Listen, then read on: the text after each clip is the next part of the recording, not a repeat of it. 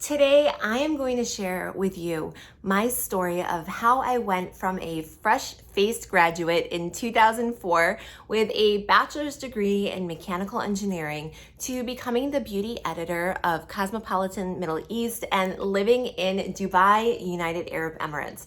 It's a story that has a lot of lows and some highs as well, and it's my story. It's part of my life's journey, and maybe something in it, something I say will resonate with you, or maybe you'll find it entertaining. I don't know, but let's get right into it. Hello, welcome. My name is Lauren O'Connell, and as I just said, yes, I am a Cosmo girl. So the story really starts at a very young age, before college, and that was my life growing up in my parents' household. My parents are wonderful people, but they were incredibly strict with me, very intense, and there wasn't a lot of wiggle room. And growing up, my grades were the most important thing. What I was getting on tests, quizzes, book reports, my report cards. I remember being in fourth grade and we were in the car, my mom and I, and we had a car phone. This is back in the 90s. I'm 40 years old now. And my dad called my mom. It was report card day. My mom answered the phone with a huge smile on her face. All her teeth were out. And she told my dad that I had gotten straight A's on my report card. And I remember thinking to myself, wait a second, that was my news to tell. But also what really struck me then was, as a child, I remember just sitting in that seat and thinking to myself, wow, this is so important to her. Now, back then, I don't think that there was enough out there about, how is your child doing mentally? How is their wellness? And just seeing them as their own little universe. This person has many different facets to them. It was more just cut and dry back then. And for my parents, it was a constant push, constant pressure of perform, succeed, do well. So I had a lot of, I carried that on me throughout my childhood and into my teen years. When I was a teen, my parents sent me to a private high school. It was in our town. It's called Laurelton Hall. And they sent me there because it was all girls. The school was also a Catholic school. We were not raised Catholic. We were raised Protestant. But my parents had absolutely no issue whatsoever with me going to Catholic theology lectures performed by nuns. I had nuns as teachers, and going to Catholic masses because they just wanted me to be in an all-girls environment. My parents were both very wild when they were teenagers and in their 20s. And sometimes I feel that the parents that are the wildest end up being the strictest because they don't want their kids to do the stuff that they did. So high school I was really just at home or at school or at some sort of activity that was going to boost my college application profile. And I spent a lot of time babysitting my youngest brother, and I spent a lot of time studying, working, and making sure I got those grades so I stayed safe within my family. It was kind of I felt safe when I did well. And when I didn't do well, I would be ignored, I would be in trouble, I would be grounded, and not doing well to my parents was the equivalent of maybe getting like an A-. So it was tough, and my parents are great people. They are great parents, but it was a tough environment to grow up in, and I didn't really learn how to self-advocate. I learned how to seek approval from others, and that's how I always saw myself, was the reflection in my parents' face on how I did. So there were a lot of milestones I felt like I missed out on. I also didn't socialize much because I wasn't really allowed to. I did socialize, but not as you would think a normal American teenager would. And I sadly felt a bit ostracized. I have said before in previous videos that I always felt like I was born in the wrong place. I just always felt like I was born in the wrong place. And then going into high school, because I went to this private school, all the kids I grew up with went to the public school, and I just became so distance from them. I tried to keep in touch, but it just became impossible because I wasn't there having the same experiences as them. So by the time college came around, I was just ready to go. The thing was, my parents told me I had to be a mechanical engineer, and there was no other option. And it was engineering or nothing, and there was no nothing. It was just going to be engineering, and it had to be mechanical. I remember trying to convince my dad to let me do biochemical because in my mind I thought, well, I could work in a lab and create skincare products. And he said, no, I couldn't do it. I didn't know I had a choice. I kind of grew up without choices, without the ability to make choices. And so I went to Worcester Polytechnic Institute in Worcester, Massachusetts as a mechanical engineering major. It was so not my personality. I would spend my time daydreaming about being a news anchor or writing for a magazine. Actually, my sophomore year of college, I lived in an apartment with a few friends, and I had ripped out, I used to spend all my money on Allure, Cosmo, Glamour magazines, and I would rip out the makeup ads or just anything that inspired me, and I would tape it to my wall. I had sort of this giant mood board on my wall. And, that's what I spent my free time and just the time I was probably supposed to be studying. I would just do that. And I was so inspired by just the images on my wall. So I went through college, I met my husband, and we started dating sophomore year. And that's what my father's plan was. I was going to go from an all-girls high school to basically an all-boys college. My school was 85% males. I was going to meet someone, get married, and have a very stable life. His intentions were good, and I did follow them pretty much, but it just wasn't me. And I knew when I was studying at the school, I knew when I was doing the coursework that I never wanted to be an engineer. And I felt like I should be in New York City at NYU studying something else. And I felt just this magnetic pull, but I didn't know how to get myself there. And I didn't know how to get myself there and have my parents agree for me to be there. My mom had told me before that if I didn't study engineering, they wouldn't pay for college. And I was so sheltered, I didn't even know then how would I pay for college? Would I have to move back home with them? What would that be like? All I wanted to do was have that little bit of freedom and to be away from their, iron rule.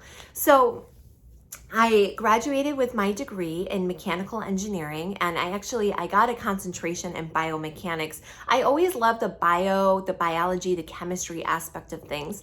And I remember my dad not being too impressed that I had gotten the concentration in biomechanics. He did not like that. I also had gotten a minor in Spanish. I just loved the Spanish language. I had been studying it since high school. I opted to keep studying it in high school when I could have had other classes to take its place. And I really felt connected to Spanish. I used to dream in Spanish. Occasionally I still do. And I was fluent. When I went in college, I went to Costa Rica for summer for a study abroad program. And there I was just completely enveloped in the language, and I just loved it. So I had gotten a minor in Spanish without my parents knowing. That was my way of rebelling. After college, my husband decided that he wanted to take a 5th year to get his master's degree in fire protection engineering. At that time, we were living together. We had this little apartment. It was the grossest apartment ever, but I just loved it because it was ours. And I knew we were going to get married, and we were very serious. So I had to work. I had to do something. I had just graduated, and I knew I did not want to be an engineer. I just couldn't see myself. It just felt for me as the most soul-sucking job I could ever have. Keep in mind, I have so many friends that are engineers. They are the most wonderful people. I love them. And I think it's a great career, a great profession. I just knew it wasn't right for me. And so I had found out that in the state of Massachusetts, you could actually, if you could just take the tests to get the licensure to become a teacher, you could have a 5-year teaching license. They had a shortage of teachers, and it was something they were doing just to try to get more teachers in the mix. So I did that, and I passed all the tests. And so I became an 8th grade math teacher the year that he did his graduate degree. I taught in rural Western Massachusetts in a town called Ware. And in the class, I was 22 years old and I was teaching kids that had a range from 11 to 16. There were 16-year-olds in my 8th grade classes. And it was a fun experience. I had a lot of energy back then and I did a pretty good job. I remember at the end of the year, there's some state tests they took and actually the entire 8th grade's points had been lifted. So I knew I did a good job with it. But I also knew that being a teacher also wasn't for me. During this time, in my free time, when I wasn't with my husband or my friends, I was constantly out shopping. I would be looking in stores. I would just be always looking at products. It was always about beauty products for me. And during university days, my job during the summer and during the winter break was working at Bath and Body Works. And I was a great salesperson there. I just loved the products. Nowadays, I wouldn't use them just because of all the different ingredients. But back then, I didn't know anything about that. And I just loved being immersed in this skincare and fragrance world. I just loved it. So my husband graduates and he gets a job right away in Chicago. Now, my husband is from Massachusetts. I'm born and raised in Connecticut. And like I said, I just wanted to get away. I felt like I was always born in the wrong place. I knew I just felt like I had this bubble around me and there was a whole world out there that no one was talking about and I had to see it. It was like this insatiable hunger that I had. So Chicago was a good stepping stone. We moved to Chicago and we lived right downtown in the Gold Coast, which is actually a very fancy neighborhood, but we lived in the worst building in the Gold Coast. It just happened to have a great location. If you're familiar with Chicago, it was on State and Chestnut. That's where I lived. And moving to Chicago was just an eye-opening experience for me. I made so many new friends in the town. I'm always just someone I make friends very easily. And I made just a bunch of new girlfriends and I was out walking all the time, exploring the city. My husband had just started his job and I thought to myself, I need to have a plan. I need to figure out what I'm doing with my life. At that time though, I still had this very limited thinking. I was full of limited beliefs. I felt that my destiny still was to be the engineer and I was trying to bypass it somehow by doing something else that I felt was also reputable, sciencey. I didn't know what to do. In the meantime, I had met a headhunter and she got me a job as a secretary at a hedge fund company.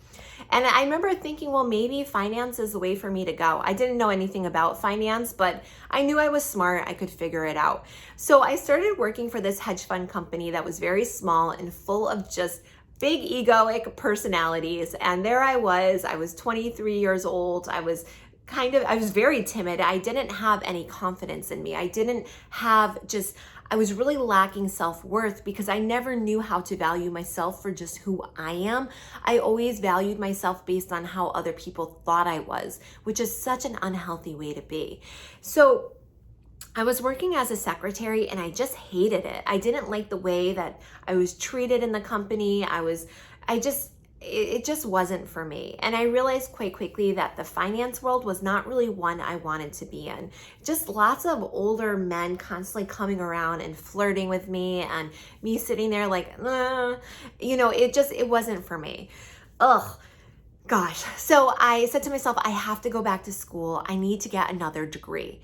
And at this time, I still do not know about degrees that would be great for me. I was so sheltered. I just had this ridiculous way of thinking. I didn't know things like marketing and PR even existed. And if I saw them on a college, list of different majors, I would just glaze right over it because it wasn't what my parents had constantly reinforced to me. It wasn't a science-backed career. It wasn't, I needed something that they felt was a prestigious career. That's what I had to do, what they felt was prestigious. And actually, I do think marketing is quite prestigious. I know some amazing women in marketing that are just killing it. But I decided to go to DePaul University and get my Master's of Science in nursing. Now, I only did this because my mom's a nurse, and my mom was a nurse turned entrepreneur. She started her own home healthcare agency. And that was growing up. My parents always had their own business. My dad was the accountant. He did all the finances for the agency.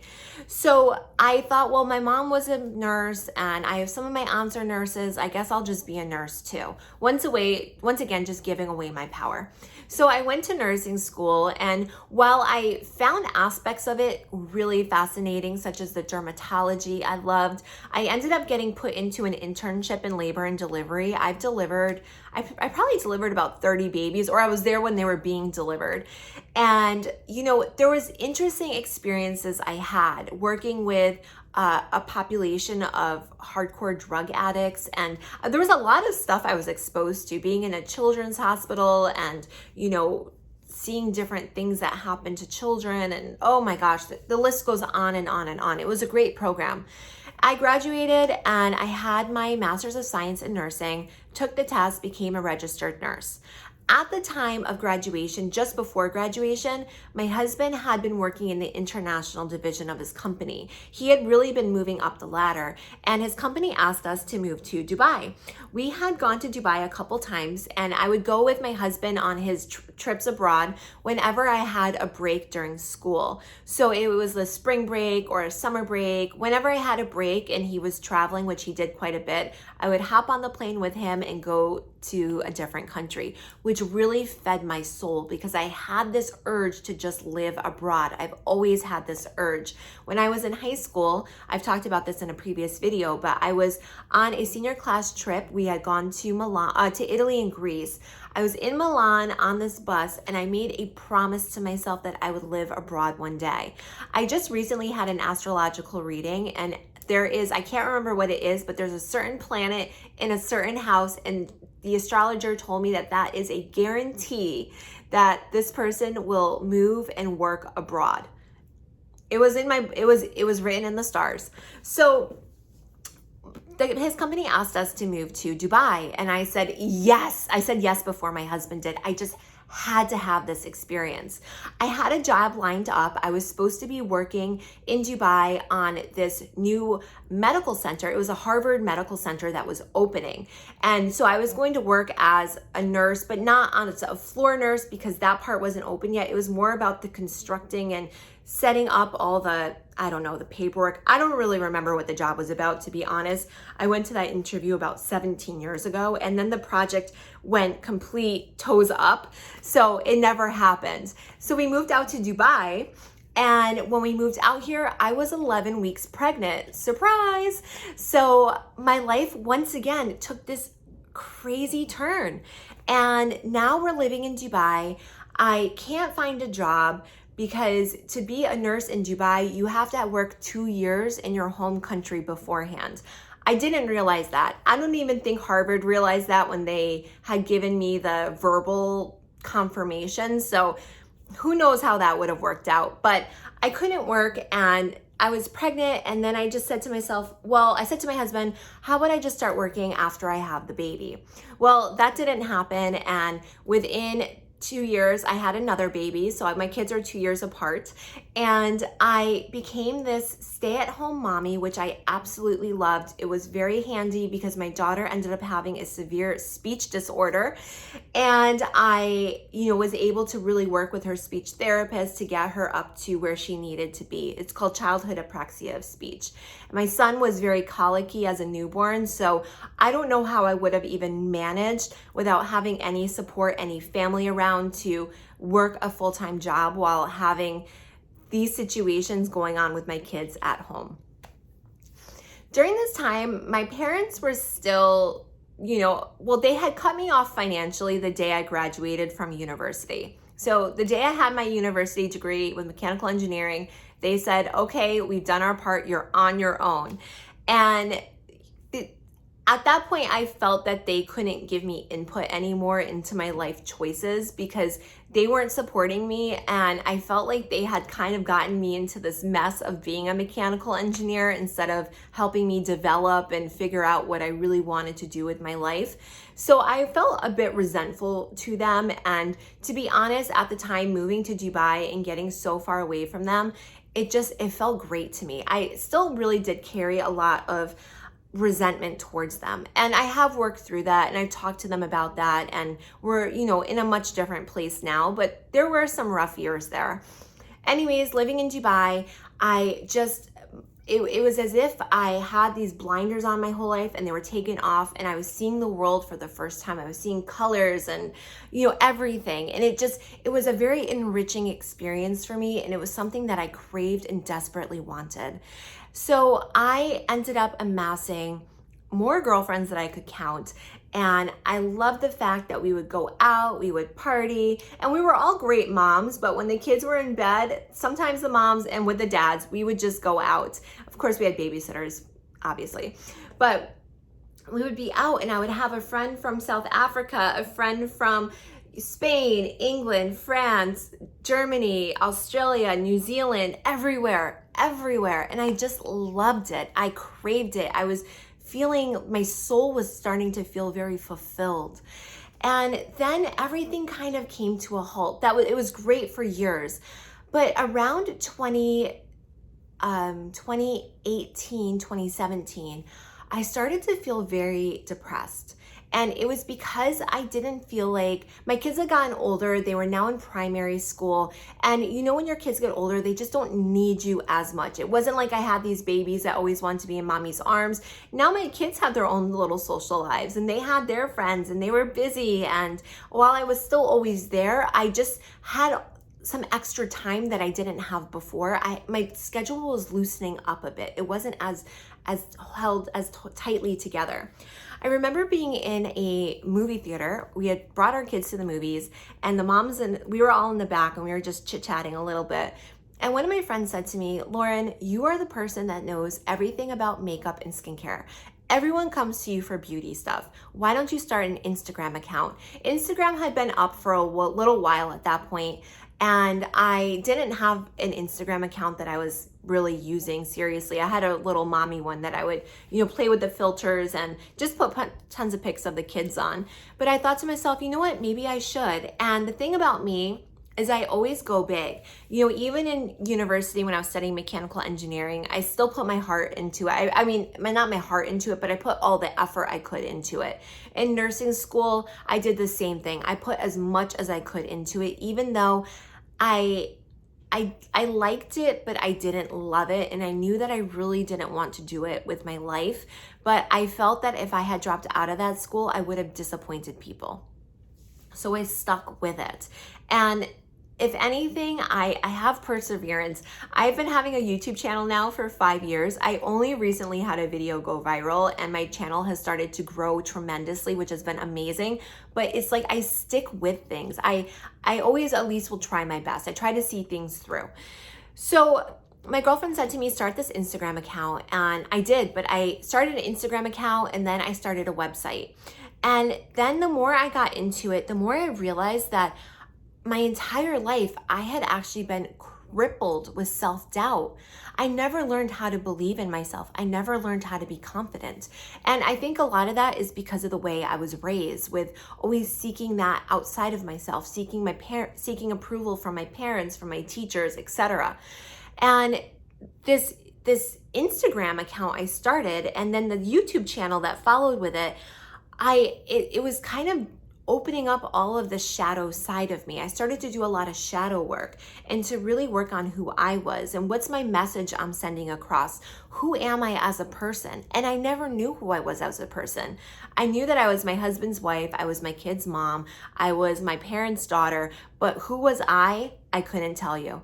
So I started this journey back to myself, this massive journey of transformation. I had a spiritual awakening in 2018, and crazy things started happening to me that I never knew could happen. I was seeing the triple-digit angel numbers everywhere. I was having incredible synchronicities, and I decided just to follow it, and that's what I've done. So during those early days of Instagramming, I was good at it. People liked what I had to say. And I didn't have a huge following by any means, but I was getting the right people were following me. And I remember I went to my first ever PR event. At that time, I still had no idea what PR was. I didn't know what marketing was. I couldn't believe I was going to get free stuff. They gave me a free lipstick. I had never gotten anything free like that in my life. So it was this whole new world that was opening up to me. And I went to this PR event and I started to network, and then I started to get invited to more and more events, and I went to them when I could, and I did what I could to get myself at these events and to start meeting people. And I started to become known, which was great. And in the early days, I went to everything I got invited to. And one time I went to this event. It was for this restaurant that had opened up, and the restaurant, I think, specialized in figs. So every dish had something with figs in it. And I'm not the biggest fan of figs, but I thought, just go. And I remember when I was going to that event, I was lost getting there. I kept taking the wrong turn. And I was thinking to myself, I should just go home. This is ridiculous. But when I sign up, when I say I'm going to do something, I do it. I'm always true to my word, and I do my very best in life. So I had already committed to this event. They were expecting me. They had included me in the count of the food and the table setting and whatnot. So I figured out how to get there, and I got there. And when I was sitting at this dinner, the woman to my right was a journalist. So I was just chit-chatting with her a little bit, and she worked for Harper's Bazaar. So I met her, and, she got to know me as well. So a few years later, fast forward a few years, I've just been doing the Instagramming. I've been doing as much self-help, trying to do the self-discovery, this journey that I've been on. And I was invited to a Cosmopolitan Middle East awards show. It was at the end of the year, and it was like the Best of Beauty award show. So I went to the show all dressed up, and at that show, the woman that I had met at the restaurant years earlier, she walked up on stage and she announced that she was the new editor-in-chief of Cosmopolitan Middle East magazine. And I thought to myself, this is my chance. Because in my heart, I still wanted to do so much more. I didn't want to just have an Instagram account. There was these needs I had, and it was taking me right back to those early days when I was in college and my sophomore year in my university, and I would rip out all the pages of different magazines and I would put them on the wall and just create this giant mood board. It took me right back,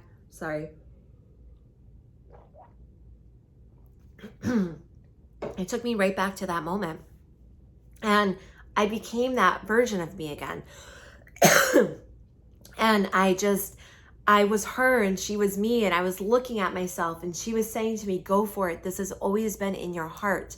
I used to spend all my money, all my free time on those magazines.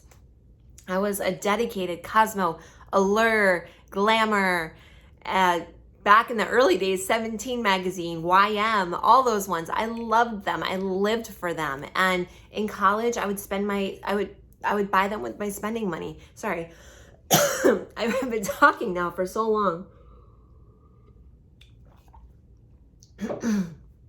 I would spend my money on these magazines. I would rip out the pages that inspired me. I would tape them to my wall, and I would just look at these images of makeup and skincare and style, and I always just felt so connected to it in a way that I couldn't articulate. I didn't understand.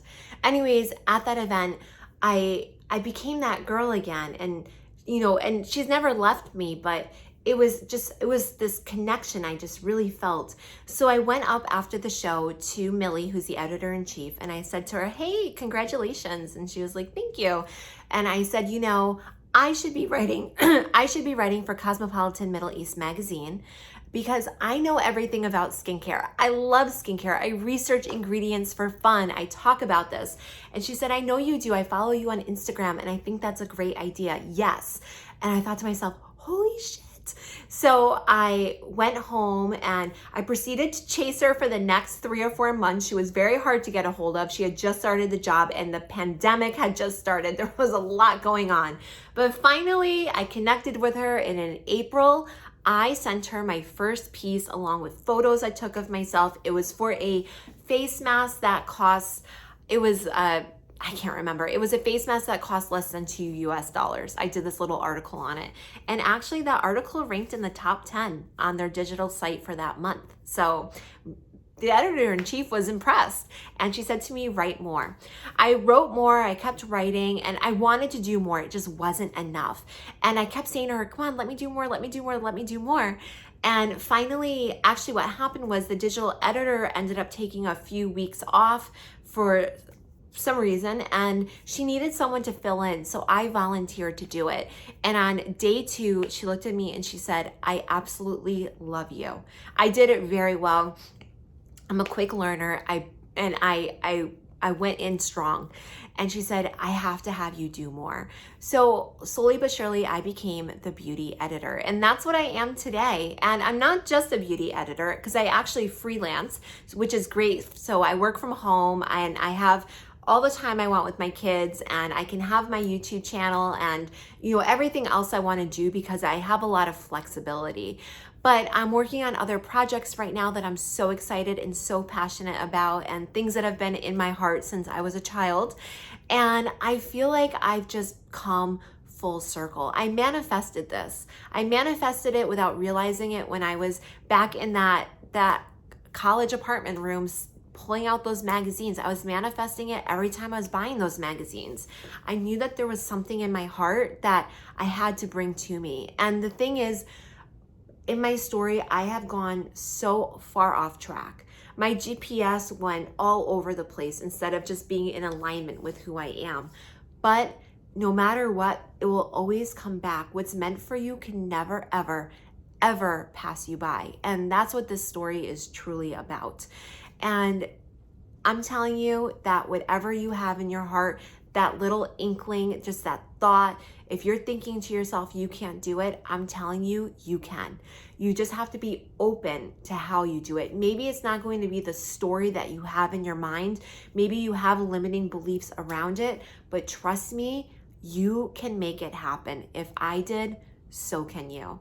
And that's what my story is about. I know that if I had stayed in Chicago and I was working as a nurse practitioner in dermatology, I still would have ended up writing for the magazine. Somehow it would have happened. If I had worked as an engineer, which I can't imagine, if I had stuck with that teaching job, if I was in the hedge fund, no matter what, I would have rerouted and got myself to where I am today. Maybe it wouldn't have been Cosmopolitan Middle East, but it would have been something else. And that's what I'm saying to you. Just be open to how it comes. Sometimes it's in ways you can't imagine, but you can manifest it. And actually, I have a book on manifesting. It's called Manifest Like Lauren. You can find it in the description box down below. I am a master manifester. I can bring anything I want into my life. Absolutely anything.